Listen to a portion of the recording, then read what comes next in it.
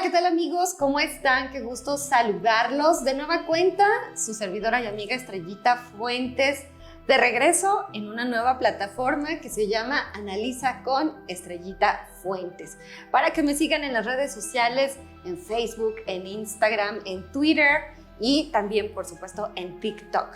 Y bueno, el reestreno, la segunda temporada, pues es muy especial para mí esta ocasión. Y tengo a una gran amiga conmigo que me está acompañando, que me está amadrinando en este nuevo esfuerzo, nada más y nada menos que la maestra Gretel Castorena Escalera. ¿Cómo estás, Gretel? Qué gusto saludarte. Estoy sumamente honrada de estar en esta nueva temporada de tu programa en función precisamente de, fíjate que hoy que he despertado y estaba pensando un poco en este momento, me lleva a reflexionar el tiempo tan largo que hemos tenido juntas, pero no revueltas, pues, ¿no? O sea, sí. Hemos seguido...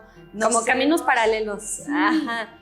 Y estamos como conectadas. Totalmente. Sí, estamos como conectadas. Porque quiero platicarles que Gretel y yo fuimos compañeras en la Escuela de Ciencias de la Comunicación en la Universidad Vasco de Quiroga.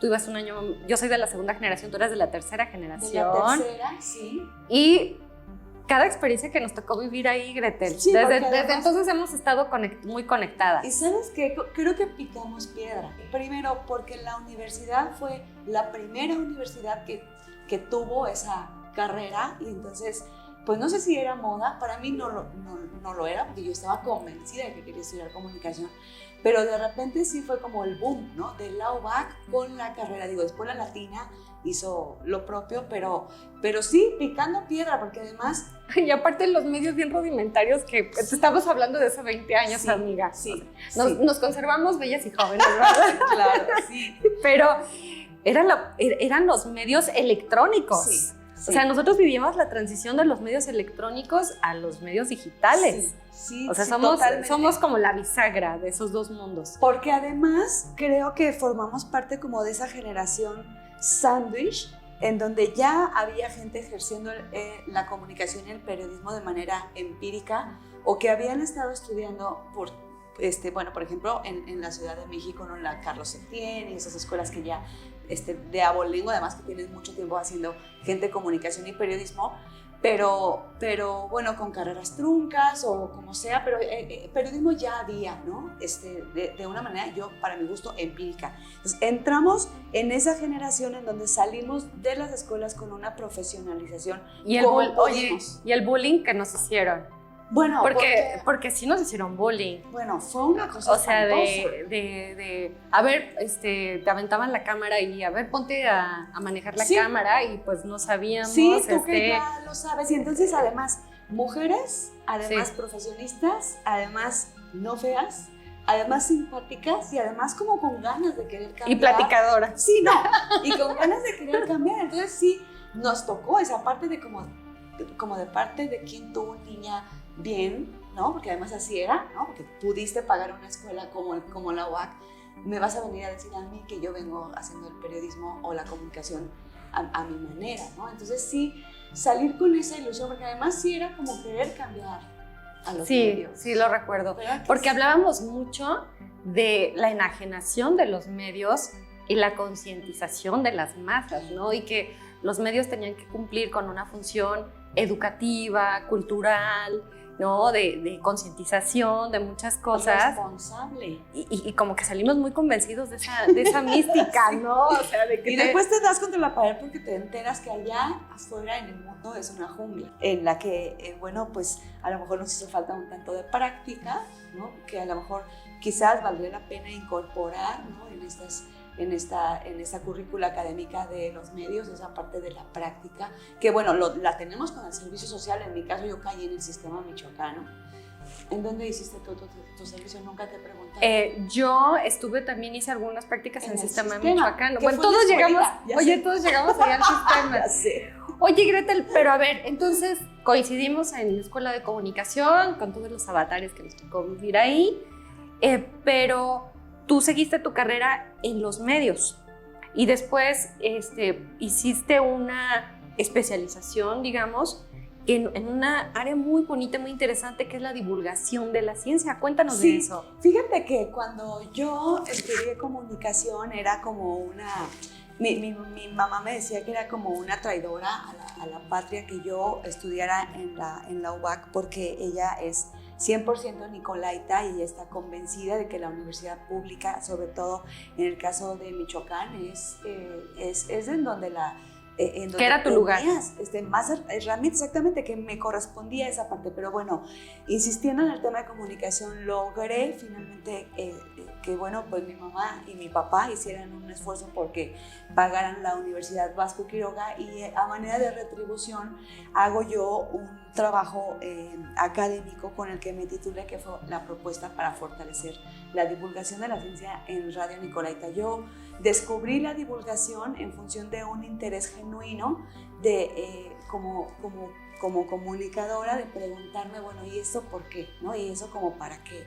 Y entonces encontré la forma de desmitificar toda esa ciencia y tecnología incluso que hace la gente al interior de las universidades, y te das cuenta que no necesariamente la gente que hace divulgación, la gente que hace ciencia, digamos, la gente que hace ciencia no necesariamente es como Albert Einstein, ¿no? Que son súper greñudos, que están ahí escondidos, que quién sabe qué harán y que en algún momento serán famosos. No, o sea, es gente como tú y como yo que le gusta ir al fútbol y que va al mercado y que le gusta el rock and roll, etcétera, ¿no? Pero que su profesionalización tiene que ver con un área muy específica, que es el área de las ciencias. Y entonces descubrí un grupo muy interesante de jóvenes que en ese entonces estudiaban físico-matemáticas, porque en la universidad que tenían como la misma inquietud. Ellos querían hacer divulgación de la ciencia desde su ciencia y yo quería hacer divulgación desde la comunicación. Entonces hicimos clic. Fue muy bonito, participamos con un programa en la universidad que se llamaba Ciencia para Niños y sus Papás. Y entonces lo que hacíamos era precisamente eso, entrar a toda la gente que hacía divulgación una vez a la semana en el planetario, me acuerdo perfecto, en donde las astrónomas, los astrónomos, la gente que hacía ciencia, le platicaba a las niñas y los niños por qué era importante estudiar ciencia, por qué vuelan los aviones, ¿no?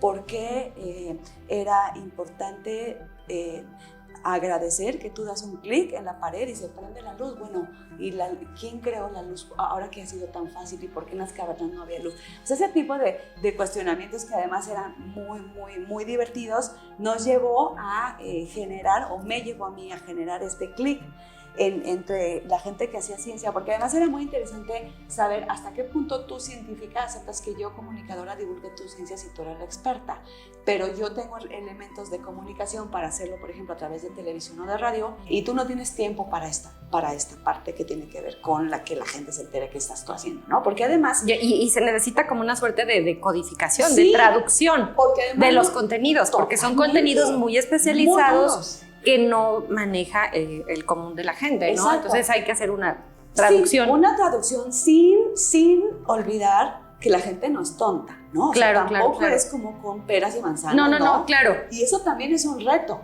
¿no? O sea, y es un reto también para los científicos.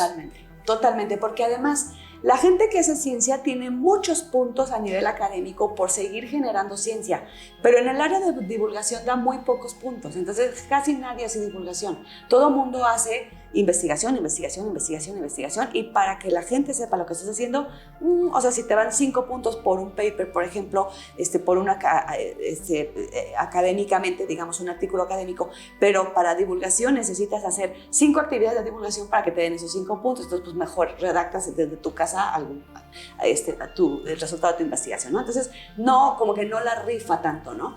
Hay una asociación que es la Sociedad Mexicana para la Divulgación de la Ciencia y la Técnica, que precisamente trabaja esto, que tiene sede en la UNAM y que a través de esta sede en todas las universidades ha estado permeando esta parte de generar este tipo de academia, digamos, que trabaje con el tema de la divulgación, que fue muy interesante. Entonces, esa fue una parte súper importante en mi vida. Terminé con un programa en Radio Nicolaita, que fueron los pininos que hice en radio, un programa que se llamaba Conciencia los sábados, y me ayudaba Temo y Paco, estos compañeros aliados, Alexis Ayala también, que estuvieron conmigo de una manera muy, muy, muy bonita, trabajando ellos desde la ciencia y bueno, yo desde la comunicación, este programa. Súper interesante. ¿Y cómo es que te topas con la beta del feminismo? Sí, y los estudios de género?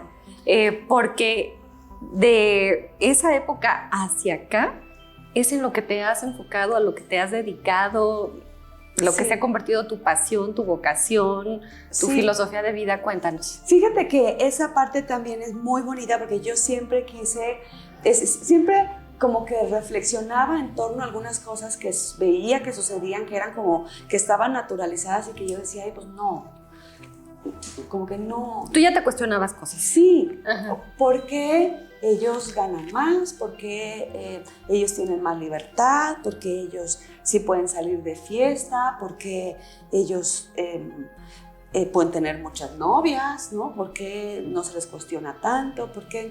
Bueno, yo creo que mi mamá también tuvo, por supuesto, mucho que ver porque ella desde muy joven que salió de Pátzcuaro y se vino a la ciudad de Morelia, estuvo en las casas del estudiante, que de hecho estuvo en una casa del estudiante de mujeres, que es actualmente el lugar en donde yo doy clase en la Facultad de Literatura. Entonces eso también es muy bonito. Y muy significativo. Súper significativo, porque mamá, aquí yo vivía, no, pues aquí ahora yo doy clase, ¿no? Entonces ella, claro que nunca se imagina esa parte, pero fue una mujer que rompió sus estereotipos de no casarse tan joven, de salir de la ciudad, de dejar la familia. A los 15 años, yo pienso ahora si mi hija a los 15 años me hubiera dicho, oye mamá, yo ya me voy, yo a lo mejor le hubiera dicho, no, te espera un poco, ¿no? Y sin embargo ella, bueno, pues así lo hizo. Estudió enfermería mi mamá, porque en ese momento no había forma que estudiara otra cosa, porque no tenía la prepa, solamente era la secundaria y era enfermería o enfermería. Después estudia la prepa, después se titula de la licenciatura en enfermería. De hecho, ella y yo hicimos la prepa juntas, yo en la Vasco y Quiroga, ella en el TEC de Monterrey, y bueno, terminamos la prepa juntas. Ella empieza a estudiar en la licenciatura en enfermería y bueno, yo ya metida con el tema de la comunicación. Pero bueno, retomando este ejemplo que yo siempre vi en ella, en una mujer que empezó a romper sus estereotipos, y además yo siempre sentía que yo a veces no encajaba en algunas cosas, que además o las opiniones que yo vertía eran un tanto impertinentes o que incomodaban a las personas o que, bueno, qué sé yo. Y entonces decido que me meto a un diplomado con la doctora Rubí de María a la Universidad Michoacán, en esa insistencia de yo arraigarme a la universidad, y descubro que hay una teoría maravillosa que tiene que ver con los estudios de género y cómo es que las mujeres y los hombres tendríamos que ir caminando de la misma forma, y que sin embargo socialmente eso no pasa. Cuando hago la tesis de maestría, cuando estudio comunicación en la Ciudad de México, intento hacer pininos en feminismo para hacer una tesis, pero me doy cuenta que académicamente las escuelas no traen ni el lenguaje incluyente, ni eso que a mí que sentía que me hacía falta en tema académico, porque todo otra vez tenía que ver con relaciones públicas, con la forma de comunicación de masas, etc. Géneros periodísticos. Y no había algo que... Entonces era como otra vez innovar, ¿no? Meterme con... Porque además hacer una tesis feminista en la UBAC tampoco era como lo mejor. No iba a ser bien visto. Y entonces, perdón. Cuando hago el asunto de la comunicación, acá me doy cuenta como que tampoco.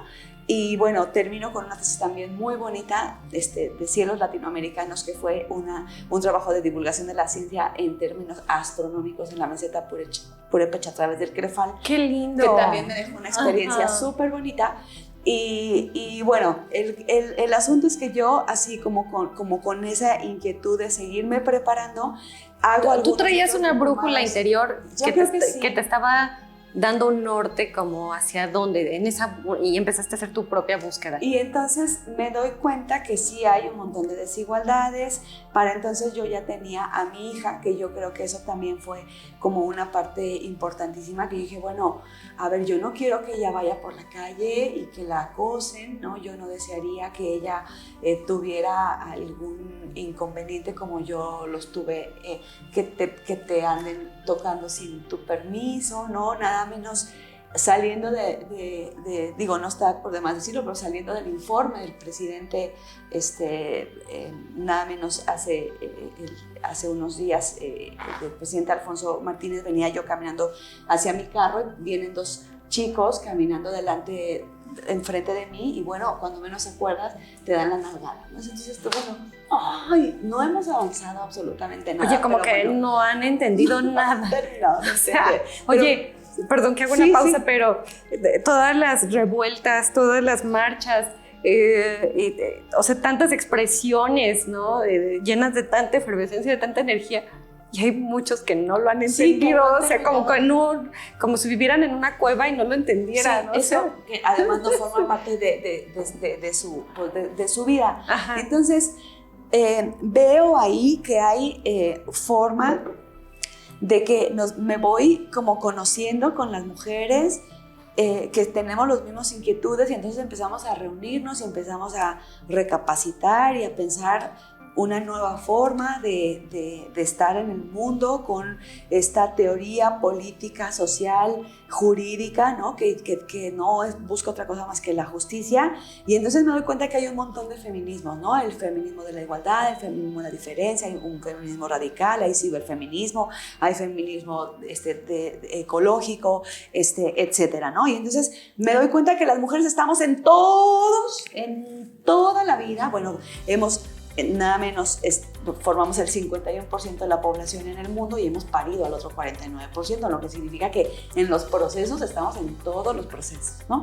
Y entonces digo, pues sí, esto es lo que yo lo deseo, de manera profesional lo quiero hacer y entonces me encuentro que en el Instituto Universitario de Puebla está el doctorado en género en Derecho y Género y Derecho y entonces digo, pues ahí me especializo. Entonces me inscribo, no me titulé, salí en el 2017, ya hace bastantes años, no me he dado la vida para poder hacer la tesis, que además la tesis que estoy planeando tiene que ver con una experiencia que yo tuve en la Comisión Nacional para Prevenir y Erradicar la Violencia contra las Mujeres en México, la CONAVIM, que depende de la Secretaría de Gobernación, en donde se me da como uno de los trabajos fundamentales cuando yo trabajé en la CONAVIM, alertar el estado de Chihuahua, que es un estado por lo que nace la CONAVIM a propósito de las mal llamadas muertas de Juárez, que fue un fenómeno que llamó la atención a nivel internacional, en donde la ONU le dice a México, oye, ¿qué está pasando con las mujeres en la frontera? Y después nos damos cuenta que no solamente es en la frontera, que es en todo lo largo y lo ancho de la República Mexicana, en donde la agresión hacia las mujeres es una cosa súper intensa. Y entonces trabajo con el grupo de trabajo conformado con las mujeres que fueron las abogadas de Campo Algodonero, que fueron el primer lugar en donde se encontró a las primeras 8 mujeres muertas y que se destapó de ahí la cloaca para darnos cuenta que había, bueno, pues más de 500 mujeres muertas y desaparecidas, más o menos como en las mismas condiciones, que eran mujeres migrantes, que eran mujeres trabajadoras, que eran mujeres solas y que eran mujeres que no tenían quien las resguardara y que estaban, bueno, pues en las fábricas, ¿no? Entonces, convencida de eso, el tema es un tema que a mí me atraviesa el cuerpo, es un tema con el que yo vivo de manera constante y es que cuando te pones los lentes violeta, nosotras desde el feminismo decimos que cuando te pones los lentes violeta es como si empezaras a desnaturalizar o a desnormalizar todo aquello que normalmente la gente ve bien y que tú dices no, entonces lo empiezas a ver con otros colores, con otras formas, con otra mirada y dices no, esto ya no me gusta, o sea, que yo tenga un novio o que pude haber tenido un novio como los tuve, en donde me decía, no, a ver, pero no, la minifalda no, yo creo que te pones un pantalón. Y yo decía, ay, no me gustó, bueno, que me pongo pantalón. Y que después yo decía, bueno, pero ¿por qué así si yo tenía derecho a usar esa ropa? ¿O por qué me está preguntando todo el tiempo?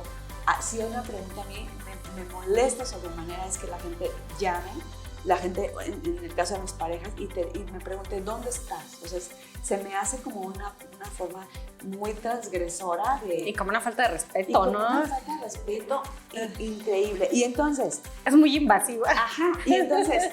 Y dominante. Totalmente controladora. Entonces, cuando veo el panorama feminista así, y después digo, bueno, yo, ¿cómo yo desde la comunicación puedo abonar ahí? Y entonces me clavo con el tema del lenguaje incluyente y no sexista, porque yo dije, bueno, desde la comunicación, ¿cómo es que tengo que visibilizar desde el lenguaje la participación de las mujeres? Y bueno, eso me ha llevado a dar conferencias como parte, por ejemplo, de la Cumbre Mundial de Comunicación Política en Perú, por ejemplo, o en Colombia, en donde he llevado el tema de la comunicación política, jalando un poco el asunto del lenguaje incluyente y no sexista, y bueno, con el tema de la visibilización, que todavía me cuesta un montón de trabajo porque tenemos una Real Academia de la Lengua que es súper misógina, ¿no? Pero que para mi gusto está conformada por un grupo de hombres que no me representan en edad ni en forma de vivir, que son todos adultos mayores y que las pocas mujeres que hay no tienen esta perspectiva. ¿No te parece que, hablando ahorita que mencionas el tema de la Real Academia y las dinámicas que está viviendo la sociedad, que está quedando como ya un poco rebasada? Está como rancia. Como que la sociedad misma, o sea, en colectivo, ya están eligiendo su propio lenguaje, sus propios códigos, ¿no? Ajá. Más allá de lo que establezca la Real Academia. La Real Academia. Y entonces lo que yo le digo a mis estudiantes siempre es, a ver, ¿por qué dicen facebookear? ¿Por qué utilizan la palabra hackear, stalkear? ¿Por qué dicen esas palabras y nadie las cuestiona? ¿No? Esos que son anglicismos que las personas adoptan de manera sin cuestionamiento y las utilizan. Y entonces yo digo, bienvenidas, y la gente dice, bienvenidos incluye. Y yo digo, no, yo sí creo que tenemos que decirlo y feminizar los términos. Mira, nada menos, por ejemplo, retomando un poco el tema de la Universidad Michoacana, la mascota de la Universidad Michoacana, bueno, antes de llegar a la mascota, tuvo que haber llegado una rectora a la Universidad Michoacana para que los títulos universitarios de la universidad se feminizaran. Quiere decir que todos los títulos en general eran licenciado. Yo en la UBAC soy licenciado. Ajá. Licenciado en comunicación. Y soy maestro en comunicación, ¿no? En la Universidad Michoacana hay maestras, arquitectas, doctoras, ingenieras, contadoras, o sea, están feminizados ya los títulos. Pero fue hasta que llegó una rectora. Algo tan simple. No es que a los otros rectores no se les haya ocurrido, no. Es que no lo aceptaban. No lo aceptaban o no era importante. ¿Qué más da? Entonces ya, y nosotros decimos, bueno, ¿qué más da? Ok. Pero ella, oye, ya sí, ok, mi título, bueno, ya estoy titulada, ok. Ok, sí. No, pero además si tú vas a otro país y ven licenciado y te ven, dicen, ¿cómo? ¿Cambiaste de sexo? Y digo, no, es que en la Universidad del Lenguaje Incluyente todavía no la rigen. Bueno, y entonces llega la rectora, se feminizan los títulos, algo tan simple como eso. Bueno, ya existe ahora en el caso de la Universidad de Michoacán. Pero lo mismo pasa cuando eligen a la mascota. Y algunos rectores me han dicho que ¿por qué no podemos lograr que en el ámbito universitario la gente en la universidad agarre su mascota como, ay, esa es mi mascota? Bueno, pues porque la mascota de la Universidad Michoacana son los zorros de la Universidad Michoacana por el zorro, por supuesto, don Miguel Hidalgo. En términos generales, zorro, pues porque era inteligente, don Miguel Hidalgo, porque era súper hábil, pues porque de verdad que la rifaba. Pero nunca pensaron que iba a tener la Universidad Michoacana mujeres en su claustro. Ajá. Futbolistas, voleibolistas, etc. Y en sus aulas. Entonces no... En aquel entonces. Sí, y no podemos obligar a las mujeres que usen su casaca o su uniforme de zorras. No, y aparte la connotación de zorra es muy diferente a la de zorro. O sea, totalmente. O sea, yo pienso en el zorro y yo pienso en el súper zorro ¿sabes? Ajá, En el guapísimo Antonio Banderas. Y yo digo, sí, claro, Zorra. Y digo Zorra y entonces es totalmente denostativo de la importancia de, y es una letra. Bueno, no podemos, imagínate tú, vamos a la UNAM, ¿no? Al estadio de los Pumas, y entonces con ustedes las Pumas de la UNAM contra las Zorras de la Universidad de Michoacana. O sea, es como ese tema denostativo. No vamos a meter a las estudiantas al metro o al camión o a andar por la calle con una casaca de uniforme deportivo que diga Zorra, porque la palabra es denostativa. La palabra en sí no discrimina, pero la forma en que utilizamos es súper denostativa. La intención. Porque además, para poder ser agresivo con una mujer, basta con que le digas el nombre de un animal, pero en femenino. O sea, es perra, gata, víbora, zorra, hiena, zorra. Si tú lo dices en masculino, no pasa nada. Y entonces la gente sigue pensando, ay, Gretel, otra vez tú, ¿qué más da? Sí, porque es muy difícil decir, es muy diferente, suena muy diferente decir, es un perro rabioso. Es un perro rabioso. O sea, que es un perro rabioso, es como un buenas, es un crack. No, pero qué perros tan son, ¿no? Ajá. Está perrón. Ajá. Estás exacto. Y entonces a veces yo digo. El perreo es sexista. Bueno, y si quiero ser. Oye, estamos hablando de todo el lenguaje, Gretel. Sí. Y entonces, se sigue pensando que no es importante. ¿Cómo no va a ser importante? Todo. Se lo tiene que ver todo. Importante. Por supuesto que va a ser importante. Y que tenemos que visibilizarlo, porque lo que no se nombra no existe. Entonces hay que estar de manera reiterada ahora que ya hay el amigues, ¿no? Que ya es una connotación totalmente diferente, que también hay que entrarle al tema. Y que cuesta mucho trabajo, que hay muchas voces a las que les cuesta mucho trabajo. Totalmente. Ajá. Pero si en un evento tú dices bienvenidas, bienvenidos, bienvenides, ¿no? Mis amigas son claras, mis amigos son claros, y mis amigues es todo ese grupo de mujeres o de hombres que a lo mejor están todavía un poco en el closet. O que tienen una expresión diferente. Claro. Sí, y que se identifican. A mí dime mejor amigue, y yo te digo amigue, no me importa con quién te acuestes, ¿no? Porque además la gente le interesa mucho nuestra sexualidad. Ese es otro gran tema. Pero bueno, regresando al asunto del lenguaje, sí creo que es muy importante, sí creo que tengo que dar la batalla desde la comunicación con esto.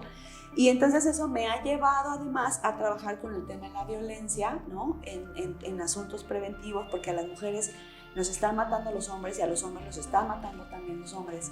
Y entonces lo que necesitamos es poner un alto a que esto evidentemente no suceda, porque esta es una pandemia que nosotras ya veníamos diciendo desde antes del COVID y nadie evidentemente nos había pelado. Pero si yo voy caminando por la calle con mi hijo de 2 años y me dicen piropos en la calle, porque es una forma sutil. Es una normalización también de la... Normalización de que ellos tienen la autoridad para opinar sobre tu vestimenta y sobre tu cuerpo, sobre todo, y entonces me dicen cosas así. Digo, a mí lo que menos me dijeron estando embarazada, el comentario más leve que me dijeron estando yo embarazada caminando por la calle fue: ay, mamacita, ya me lo revientas.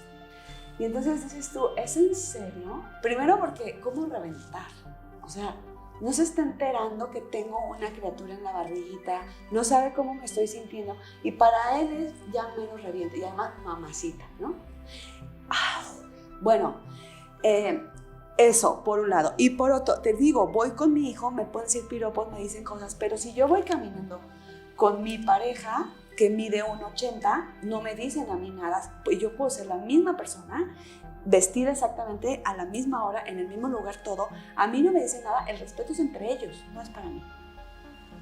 Y eso se tiene que decir, y eso lo tienen ellos que hablar, y tenemos nosotras que pensar, ¿no? Porque además... En cómo hacerlo diferente. En los mismos medios de comunicación ¿no? Desaparecieron 3 mujeres en camino a Jesús del Monte, iban solas.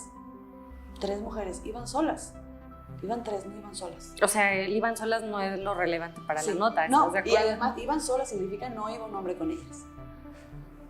¿Sí ves? Iban solas. No iban solas, eran 3. ¿A qué te refieres con claro, por supuesto. ¿Sí ves? Y entonces, ¿cómo? Y entonces estás con tus amigas en el restaurante, en el bar, donde sea, y llegan, ¿vienen solas? No, somos 5. No, somos 5. Con unos... ¿A qué te refieres con no sola? ¿No? Y además que no traigo un hombre que me represente. Sí, eso.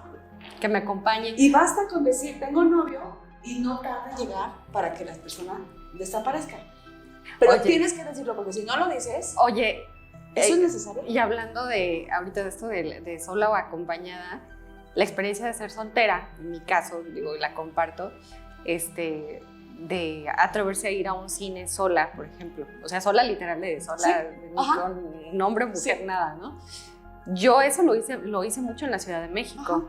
Tú y yo hemos tenido la oportunidad de vivir en la Ciudad de México, y para mí era de lo más normal, y es de lo más normal, que entras a un restaurante y puedes comer tú sola, y entras al cine tú sola, haces tus cosas sola, en lugares públicos, pero aquí en Morelia yo no me atrevo, ¿sabes? O sea, yo no me atrevo porque sientes la mirada, la crítica social cañona, ¿no? El anonimato de la Ciudad de Morelia, sí, es mágico. El anonimato. No, el anonimato en la Ciudad de México. En la Ciudad de México, claro. Sí. ¿Dije de Morelia? Sí, dijiste Morelia. No. El anonimato en la Ciudad de México es una belleza. Sí. Es una experiencia liberadora. La quiero. Sí. Pero aquí en Morelia casualmente no puedes hacer lo mismo. No puedes. Fíjate, dices tú soltera. En tu caso no tienes ni hijas ni hijos, pero fíjate el mote de mamá soltera. Entiéndase, no tiene un hombre con ella, ¿no? Y yo le digo, igual a mis estudiantes, eso de soltera pesa. Yo no voy diciendo mucho gusto, Gretel Castorena, mamá casada. Tienes toda la razón. Somos mamás, punto. Ajá. Ya, ¿no? Ay, es que tengo un amigo gay. A ver, yo no le digo, oye, te presento a mi amigo, eso heterosexual. No, o sea, ¿sí sabes? Eso que está cargado. Pero estamos hablando de miles de años de historia. De la vida. De miles de años de historia que tenemos introyectados a través de la palabra. De la palabra. Entonces yo trabajo la comunicación, me encuentro con el feminismo, digo, ¿cómo abono? Eso me lleva a haber estado en lugares específicos trabajando en la prevención de la violencia desde la comunicación. Era lo que te iba a decir. Tú has tenido la oportunidad, Gretel, de estar a nivel federal, en lugares muy especializados donde se está atendiendo los temas de género. Platícanos de esa currícula tuya, de ese currículum tuyo que tú tienes, y cómo fue tu vivencia desde lo federal. Sí, fíjate que por primera vez, cuando el presidente Peña termina su gestión, se lanza la convocatoria para consejeras del Instituto Nacional de las Mujeres. Él deja abierta la convocatoria, y digo por primera vez porque aunque esos consejos ya existían desde la existencia, desde la creación del Instituto Nacional de las Mujeres, era la primera vez que se decidía que tendría que haber una consejera por estado. Porque antes había 32 consejeras, pero 8 eran de la Ciudad de México, 5 de Aguascalientes, 4 de Oaxaca, y había estados sin representatividad. Por primera vez se decide que sea una por estado. Cuando yo veo la convocatoria y digo, cumplo con los requisitos porque soy mexicana, porque tengo estudios de género, porque todo, y meto mis documentos, pero de repente yo me doy cuenta que hay 7 mujeres más en Michoacán que están compitiendo, y veo quiénes son, digo yo, no, bueno, ¿cuándo? Y resulta que quedo, se decide que formaré parte de las consejeras sociales del Instituto Nacional de las Mujeres. Me voy a México, veo a las 31 consejeras, cada una de sus estados, cuando nos presentan y cada una empieza a platicar un poco de lo que ha hecho. Digo yo, ¿qué es esto? Exsecretaria de Estado, exdiputada, actualmente investigadora honoraria de... Y entonces yo digo, aquí es en donde está el tema. Y entonces yo me siento valiente y entonces empiezo, ¿no? Yo desde la comunicación y entonces el programa y entonces de repente logro permear en ellas, tan lo genero de una manera yo creo que muy empática, que en ese momento se decide que 16 consejeras son consultivas, bueno, 16 sociales, se elige una presidenta y quedo yo en la vicepresidencia, en la secretaría. ¡Qué bonito! Del consejo. Eso me da la oportunidad de viajar con la titular de Elite Mujeres a Nueva York, a la sede de la ONU, precisamente en la CSW, que es estos 15 días en donde se debate a nivel mundial con 298 países la situación de las mujeres en el mundo. Entonces regreso muy fortalecida en ese sentido, llego a la presidencia, el periodo después me quedo con la presidencia del Consejo Social de Elite Mujeres cuando se me da la oportunidad, todo esto es honorario, cuando se me da la oportunidad de irme a trabajar a el Consejo Nacional para Prevenir y Erradicar la Violencia con la doctora Fabiola Lanís. Y entonces eso me da muchísimas más herramientas porque me pongo a trabajar desde la comunicación en temas de prevención con este asunto de la violencia. Pues ahora sí que en las grandes ligas, tú has estado en la Ciudad de México ocupando estos cargos que nos permiten abrir las expectativas y además agarrar agallas de algún lugar y decir yo soy valiente para poder hacer eso. Y yo recuerdo mucho tu paso por Conagua precisamente porque nada menos el esposo de una de mis amigas que trabajaba contigo, claro, sí, Fausto Medel, me decía, ¿no? O sea, de verdad, una mujer con estas características, con estas, y además a veces poniendo en cuestionamiento desde su perspectiva como hombre, algunas, porque además él había estudiado maestría en el extranjero y además él sabe mucho, digo, me sigue recibiendo en su casa Fausto y Erika desde que me fui a la Ciudad de México, me abren las puertas antes de que yo buscara en dónde vivir, pero esa parte que además yo defendía, tú ni cuenta, por ejemplo, te había dado nunca. No, ni idea. Decía, no, a ver, Fausto, pero, y esto, y entonces sí, de manera súper, porque además es un hombre muy inteligente, me permitió seguirte también la pista desde una perspectiva sin que tú supieras, pero que yo sabía que profesionalmente, porque duraste muchos años ahí, ¿no? Fueron 10 años. Nada más. Y sí. Me quedé 2 más todavía en la Ciudad de México, sí. 12 años, todo un ciclo allá. Sí. Ahorita tengo 9 que me regresé acá a Morelia. Pero fíjate. Bueno, entonces llego a eso y pues mírame ahora, ¿no? Aquí. ¿Y cómo es que te regresas recientemente a Morelia? Bueno, me vengo a Morelia porque en algún momento, cuando gana el presidente Alfonso Martínez, gana también el gobernador Alfredo Ramírez la gubernatura, y entonces empieza a arrancar el proyecto. Yo dije, quizás se abran oportunidades en Morelia, pero era un tema que yo tenía, sobre todo porque a mi hija y a mi hijo yo los dejé aquí. Y me fui a México. ¿Cuántos años tienen tus niños? Lía 21 y Leopoldo 16. Uh-huh. En ese entonces, tenían 14, ¿no? Y 9 y así. Y pues ahora que decido regresarme a esa invitación, precisamente el presidente Alfonso que me dice, Gretel, el Instituto de las Mujeres, creo que eres idónea para que ejerzas la política pública municipal desde tu perspectiva y pues me hace la invitación a que yo me venga para Morelia.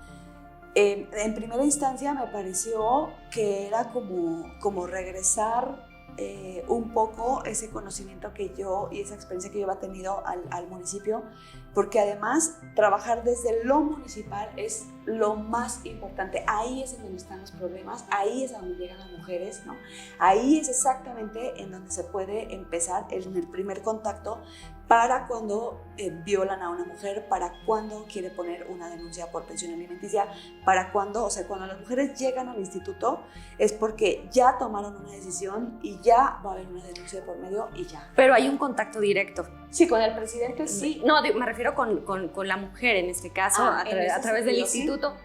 Sí. Voy a meter mi cuchara y perdón que haga una analogía con mi vida, porque ¿sí? Pues estamos hablando de las coincidencias. Yo cuando vengo de la escena internacional del agua, de la escena nacional del agua también, adquirida a través de la Conagua, tuve la experiencia de pasar por el OAPAS de Morelia. en atención al público. Sí. Entonces, cuando llegan las líderes de las colonias demandándote por el desabasto de agua, no puedes salir con el manual es que la gobernanza del agua, o sea, dice, ¿no? Es que el derecho humano al agua dice tal, ¿no?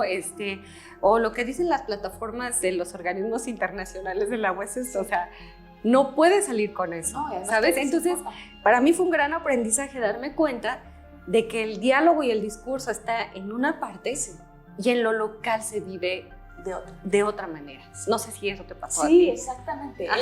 Es exactamente eso, ¿no? Esa parte de conocer a nivel internacional qué es lo que se está haciendo en el mundo, qué están haciendo los países, qué está haciendo México, qué está haciendo el Estado, y de repente ahí que es en donde tienes este primer contacto donde tienes que resolver en ese momento, ¿no? Porque esa persona que llega a veces ni siquiera sabe que hay una ley nacional para prevenir y erradicar la violencia contra las mujeres de México, o que hay una ley que tiene que prevenir, ¿no? de las mujeres a tener una vida libre de violencia. Eso está en la ley. ¿Cómo lo aplicas aquí? Yo al presidente lo vi una vez previo, que me buscó cuando yo fui presidente del Consejo Social del Instituto Nacional de las Mujeres. Conversamos, él era candidato en ese momento, y bueno, por segunda ocasión que lo veo para platicar de una manera formal, y bueno, me hacen la invitación y pues... ¿Y qué sí pudiste trasladar? ¿Qué sí pudiste modificar?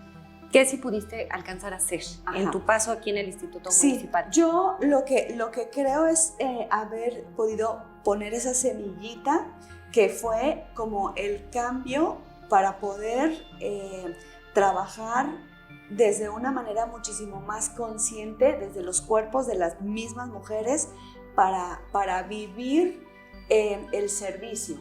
Es decir, con lo que yo me encuentro es con un grupo de personas que estuvieron en una campaña muy comprometidas por el tema de buscar los votos, etcétera, y que de repente dicen, ay, pues me tocó el instituto.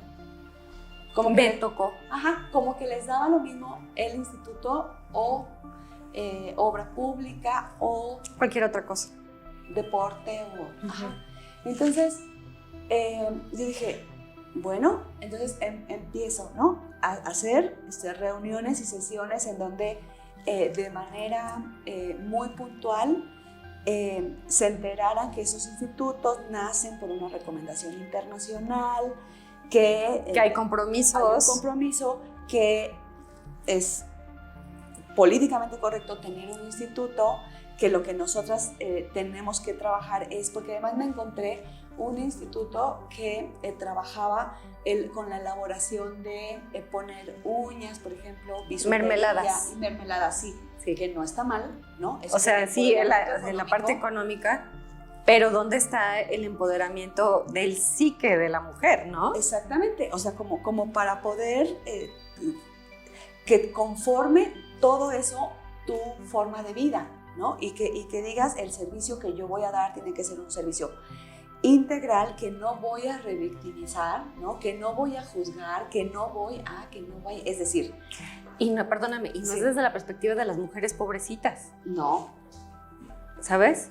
No, para nada. La mujer chiquita, pobrecita. Sí. No. Vulnerable, Entonces, tú traías otra visión. Y eso significaba, a ver, ¿dónde está el equipo? Porque además ya me encontré un equipo conformado. El equipo jurídico. No, pues sí, ustedes son las abogadas. Muy bien. No solamente deseo que sean abogadas, deseo que sean abogadas que sepan del litigio estratégico para poder incidir en una demanda, en dónde voy a agarrar la ley internacional para decir, de esta me agarro para poder salvar a esa mujer. O sea, no es las abogadas, es las abogadas con esta perspectiva de género. Ahora, ¿dónde están las psicólogas? Aquí. Perfecto, ustedes son psicólogas, sí, pero pues necesitamos psicólogas con perspectiva de género. ¿Dónde está el área administrativa? Aquí. Bueno, ustedes son el área administrativa. ¿Contadoras? Sí, perfecto. Ok, ¿cómo vamos a generar en el ayuntamiento presupuestos con perspectiva de género? ¿Cómo se hace? Bueno, pues entonces les voy a decir cómo. O sea, fue desde el entrenamiento interno, ¿no? Una reingeniería de procesos dentro del instituto. Está muy bien, hacer comunicación está muy bien. ¿Cómo haces comunicación con lenguaje incluyente, con perfil de género, con, o sea, ¿sí? No es cualquier comunicación. Entonces, te como si te requieres un correo de especialización de cada una de las áreas y además el instituto que tiene un refugio que es nuevo, que se inauguró por el presidente Alfonso en noviembre del año pasado, 25 de noviembre, en el marco del Día Internacional de la No Violencia hacia las Mujeres.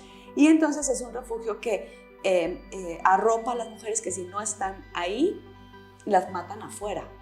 O sea, han llegado los casos más inverosímiles que tú te imagines, como por ejemplo que una mujer ya al final decide denunciar porque tiene 5 años durmiendo con su esposo y su esposo duerme con un cuchillo abajo de la almohada. No es cierto. Así. Y entonces ella dice, yo con eso no puedo. ¿Cuánto tiempo tienes, diseñadora? Pues 5 años, pero yo creo que, no, pues es que ya pues no puedo dormir, ¿no? Porque en cualquier momento siento que él me mata. Y entonces esto no puede ser. Eso no puede ser. Y eso sucede en la calle. Eso está ocurriendo. O casos de mujeres, una, por ejemplo, que llegó con una niña de 6 años y su hijo de 14 años a pedir ayuda al instituto, la hija de 6 años violada por el hijo de 14. Ay, no es cierto. Eso es la vida real. Y entonces a eso hay que entrarle, y para eso no necesito bisutería ni poner uñas, para eso necesito que jurídicamente que exista un instituto poderoso de manera transversal para poder que pueda hacer una intervención. Para hacer una intervención y que esa mujer tenga primero su tema psicológico, pero además tiene que comer, entonces hay que proveerle, y además dónde vive, y además cómo la vamos a sacar de eso. Parió a los dos. Y no es culpa de la mujer, primero, ¿dónde está el papá? Que normalmente son papás ausentes. Yo no digo mamás solteras, yo digo papás ausentes. Tienes toda la razón. No, ya basta. Y luego se enojan porque les hacemos tendederos a todos los papás, ¿no? Que no pagan pensión alimenticia, y entonces hasta se sienten agredidos, ¿no? Daños al honor. Nos dicen, no, está dañando mi honor. Pues si hubieras pagado, no era necesario dañar tu honor. Paga y punto. Oye, Gretel, y a la luz de toda tu trayectoria personal, tu experiencia de vida, lo que has podido estudiar, lo que has podido descubrir por ti misma, ¿cómo definirías el feminismo? ¿Qué es el feminismo para Gretel Castorena? Para mí, bueno, es una forma de vivir de manera incluyente, de manera visible, sin naturalizar eso que históricamente ha oprimido a las mujeres. Es decir, tenemos, así lo vivo, o sea, lo vivo porque me atraviesa el cuerpo e intento, en la medida de mis posibilidades, en el metro cuadrado en el que vivo y con las personas que vivo, intentar caminar hacia un mundo muchísimo más justo. La forma en que yo veo el feminismo, y a lo mejor me voy a echar encima a un montón de mujeres feministas, al final a quienes viene a beneficiar es a los hombres, porque los está liberando de esa opresión que tienen ellos para llorar, por ejemplo, o para no saber cómo canalizar su violencia, ¿no? O como me dijo una vez alguien, es muy difícil ser macho alfa. Totalmente. Es muy desgastante y muy estresante ser macho alfa, ¿sabes? Hay que se tienen que liberar de eso. O sea, que de manera constante les estén diciendo, tú tienes que ser muy hombre, porque además todos los días ellos tienen que demostrar su masculinidad. Nosotras no. O sea, nosotros ya somos mujeres y... No necesitamos. Oye, la expectativa de cómo debemos ser ya está escrita, ¿no? Y asumimos lo que nos gusta y lo que no nos gusta, ¿no? Y las que somos transgresoras a veces del sistema, bueno, pues ahí tenemos que demostrar que somos diferentes, ¿no? A lo contrario, pero bueno. Oye, Gretel, pues de verdad yo creo que nos daría para platicar horas y horas y muchísimos temas, pero antes de cerrar, sí, fue muy polémica tu salida del instituto. ¿Cuál es tu visión, tu versión de qué fue lo que ocurrió? A mí me parece que la cortesía... Estoy hablando del Instituto Municipal de las Mujeres aquí en la capital, que sucedió hace un par de semanas. Un par de semanas, sí. Yo quiero decirte que en todo momento puse todo mi empeño porque el tema y las cosas funcionaran. Yo me enfrenté a dos líneas. La primera, que tiene que ver con el tema administrativo, que es una monserga, y tú lo sabes, ¿no? Sí. Documentos, papeleos, leyes, normas, presupuesto limitado. Presupuestos, etcétera. Que eso hay que cumplirlo. Todo, auditoría, control. Y que lo dejaste al 100.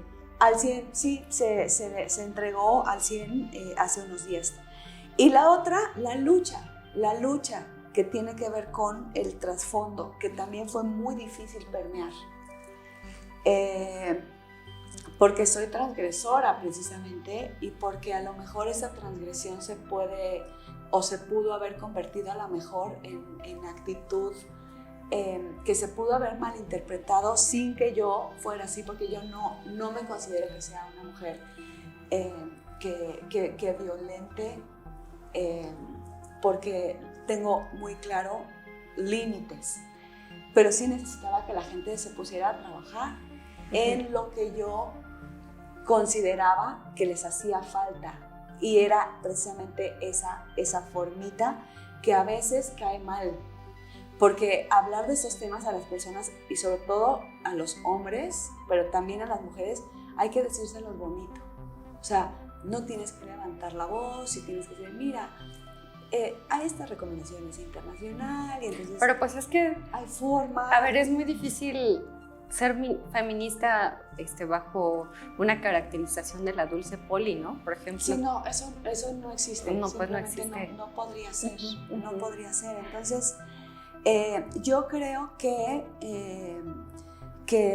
la cortesía dignifica las decisiones políticas y han sido muy descorteses. ¿Tuviste una salida descortés? Yo creo que faltó hablarlo, yo creo que faltó escuchar mi versión, yo creo que faltó, porque además confianza siempre en teoría hubo para poder escucharla, porque nosotras desde la comunicación siempre hacemos así, ¿no? Escuchas una parte, pero también escuchas a la otra y tomas decisiones y lo hablas, que me parece que es lo más importante. Y en este caso no fue así. Yo sí me quedo como con ese sentimiento de decir, creo que pudimos haberlo conversado y creo que pudo haber sido una salida diferente, muchísimo más cortés, insisto. Porque además me lo merezco. O sea, yo creo que a mí no me sacaron de mi casa, ¿no? Ni a mí me trajeron de quién sabe de dónde, ni tampoco es que no sabía nada y pues a ver, ahora hazlo, ¿no? Al contrario, creo que tengo un currículum que me fortalece y que, si bien es cierto, como todas las personas tenemos errores, yo puedo decirte que en mi experiencia profesional yo puedo ser todo menos floja. O sea, he estado de manera constante haciendo cosas, nunca me he dado como un break para decir, bueno, porque además no podría hacerlo con una hija y un hijo que tengo que son demandantes y a los que hay que alimentar y a los que hay que, bueno, pues criar y educar, ¿no? Desde esa perspectiva sola, por no tener un hombre conmigo, por ejemplo, ¿no? Que esté viendo precisamente por ella y por él, que bueno, si bien es cierto, tienen sus respectivos papás que tendrían que estar de alguna manera al pendiente siempre. Recae en el cuerpo de las mujeres el tema de salir adelante, ¿no? Entonces sí creo que... ¿Y cómo has procesado todo esto? ¿Dónde tienes puesta tu mirada actualmente, en este momento? A mí, si me lo preguntas ahora, por supuesto que la docencia es lo mío. Yo seguiré dando clases en la Universidad Michoacana. Sin embargo, creo que tengo muchos elementos para poder seguir aportando desde la política pública para trabajar con las mujeres. ¿Qué me gustaría? Pues me gustaría el Centro de Justicia para las Mujeres, que creo que depende de la Fiscalía, pero que son esas áreas que a nivel federal también reciben recursos y que trabajan específicamente en temas de violencia contra las mujeres. En el caso del ayuntamiento, tendría... digamos se queda como con signos de interrogación. Me queda, bueno, claro, si yo fuera realmente ambiciosa, podría decir, si a mí me preguntara qué quieres hablar del ayuntamiento, pues yo quiero ser la coordinadora del gabinete, ¿no? Porque creo que pudiéramos de una manera transversal, desde esa coordinación, meter la política pública con perspectiva de género a todo. Pero ¿sabes cuándo se va a lograr eso? Es muy difícil, sobre todo porque este ayuntamiento no es un ayuntamiento paritario, por ejemplo, ¿no? La menor cantidad de mujeres, hasta en un 20%, solamente son mujeres funcionarias. Con 3 secretarias, que es cultura, economía y turismo, ¿no? Pero bueno, Gretel, pues ha sido Gracias. Un gustazo platicar contigo, de verdad. No sé cuánto tiempo. Fue bastante tiempo, pero no te preocupes No porque en YouTube va a estar la entrevista completa. Perfecto. Para redes sociales vamos a manejar una versión más abreviada. Pero de verdad me da mucho gusto reencontrarme contigo. No nos vamos a soltar. Mucho gusto volver a platicar, tener la oportunidad, después de toda una vida que hemos tenido, que hemos desarrollado cada una, volver a coincidir y volver a hablar las cosas, ya no desde las chavitas que estábamos en la universidad, sino estamos hablando 20 años después. Sí. Me parece como sumamente enriquecedor. Muchas gracias. Al contrario, un placer. Y espero que no sea la última vez que sigamos hablando, porque me encantaría que nos dieras una sesión de lenguaje incluyente. Ya, ¿vale? Creo que es bien necesario, sería bien bonito y bien importante Totalmente. que hiciéramos algo así juntas. Órale, cuenta con ello. Bueno, pues hasta aquí la dejamos, amigos y amigues. Muchas gracias por haber estado siguiendo esta entrevista con la maestra Gretel Castorena. Pues una excelente mujer, feminista, activista, académica, comunicadora, comunicóloga y amiga personal. Gracias, Gretel. Al contrario, un placer. Despedimos esta entrevista. Gracias a todos y manténganse en contacto.